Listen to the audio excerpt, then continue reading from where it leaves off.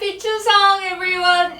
Today is Korea's harvest holiday, and it means one thing: songpyeon. These half-moon shaped rice cakes come in pink, green, and white. But what's inside is the real secret. My grandmother, 할머니, made hers from scratch, of course. Beans, mung beans, and my favorite, sesame. But you never knew which one had it. Wish me luck.